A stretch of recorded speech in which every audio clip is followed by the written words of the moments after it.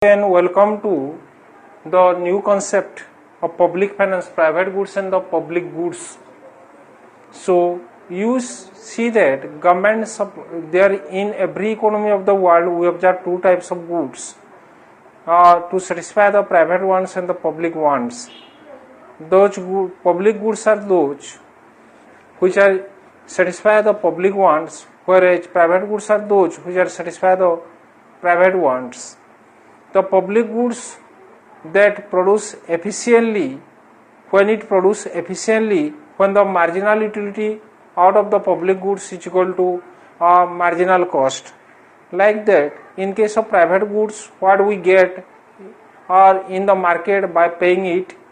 Suppose an individual purchase the private goods or goods from the market, he will only get the benefit here. The exclusion principle applied here, whereas in case of public goods, suppose you see the roads are there and every person is getting benefit out of the road, so that no liability is there, and that's why in case of private goods there the liability is there. Every person get the benefit out of it, every person of the community in the case of public goods, whereas in the case of private goods, those who are making payment for that, he is getting the benefit out of it. So public goods is supplied by the nation or government of the nation for the satisfaction of public wants, whereas private goods is supplied by the market force, and when it efficiently produced, if the marginal benefit is equal to marginal cost. So today's topic is the public goods and the private goods. Let us discuss what is private goods and what is the public goods and how the efficiency is achieved in case of public goods. We have to discuss. Let us come to our topic. So wants can be classified in the public wants and private wants. So we can classify the wants into two groups, that public wants and private wants. The public wants can be satisfied by the public goods, whereas private wants can be satisfied by the private goods. Public goods is supplied by the government, whereas private goods is supplied by the market force or by the market. Suppose a person purchase a car for his own benefit, that's your, he used that car, that is the private goods. And government supply electricity, any person can use it by making the minimum payment here. The park is the public goods. School colleges are the public goods, those are in under the government sector, and the school colleges under the private sector, those are the private goods. Private goods market economy provides private goods efficiently. The market economy provides the private goods efficiently, basing on the principle of that private goods owned by the person, those who purchase it. Those who purchase the private goods, he is enjoying it. Suppose I am purchasing a bike, I enjoy the benefit of the bike. I get the utility out of the bike. That marginal utility, what I am deriving out of it, the marginal cost of that goods is equal.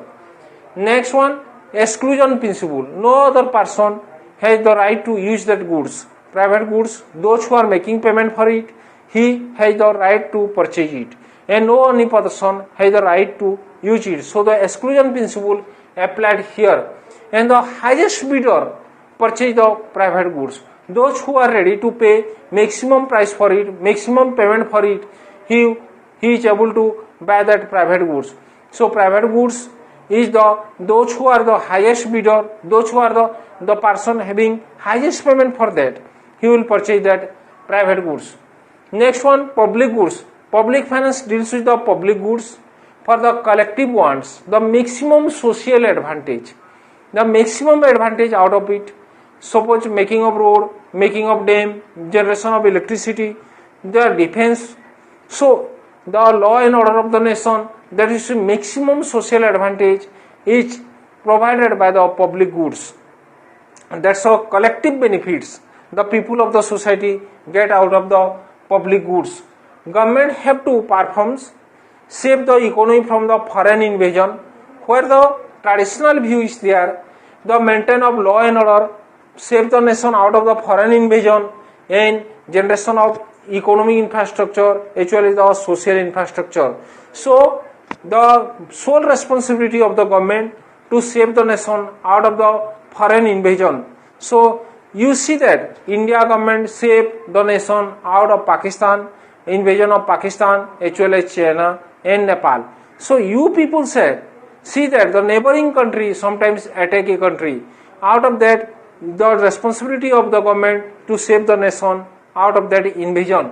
And next one, to maintain law and order in the nation, to provide the social justice to the people, to security to the people, that law and order should be maintained, the police forces, the court, that maintain the law and order, very important one, for the security of the people, to achieve the social justice in the nation. Next one, generation of infrastructure, both economic infrastructure and social infrastructure are there for the development of or enhancement of the nation. We need the growth of that education and health are the social infrastructure, and other infrastructure I say making of road, railways, canal, dam, bridge, those are the infrastructure generated by the government. All these are the public goods. Next, the efficiency and public goods. In the case of private goods, efficiency is maintained when the marginal cost is equal to marginal benefit. When marginal cost is equal to marginal benefit, the efficiency is maintained. But in case of public goods, how can you equalize the marginal cost with the marginal benefit? That a particular community, suppose you see where the public goods is they are given, suppose you see the street light, a particular community is getting the benefit out of it. Where the public goods are used, suppose the street light is given in a particular street, each and every family, each and every house is getting benefit out of it. So you see that what happened, the social benefit, what the people get, what the community get, make the total of that, and what the cost of that project, that if both are equal, then the efficiency is maintained here. And we can explain this with the help of diagram. Suppose 2 units of public goods, there you diagram demand of consumer A and demand of consumer B. That's a 2 person in the society. Person A is paying 1.5 and 1 rupees and getting the benefit of 1.5, whereas another person is getting the benefit of 4 by making the 4 rupees payment. So the total benefit here with that marginal cost generated by the marginal cost of the goods, that you see that 5.5, and the new demand that from here D, that's you see that if we make the total of that 1.5 and 4, we get the 5.5. That marginal cost is equal to marginal benefit. When the margin in the case of social goods or public goods, you make the total of marginal benefit, because here exclusion principle is not applied at all.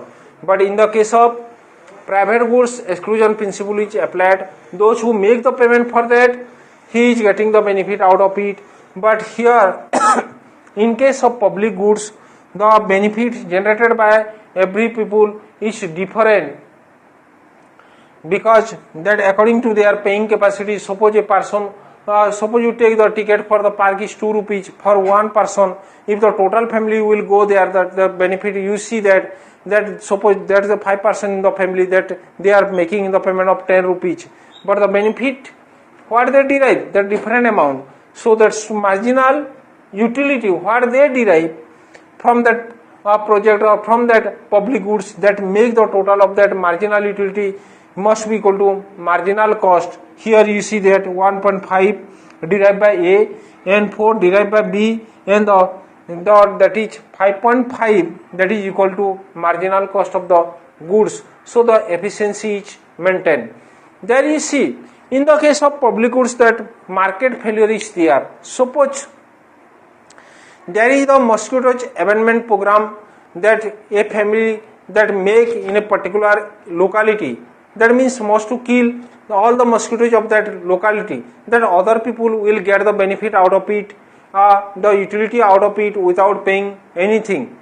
So here you see that the government has to organize this project, the mosquito abatement, and the subsidized payment.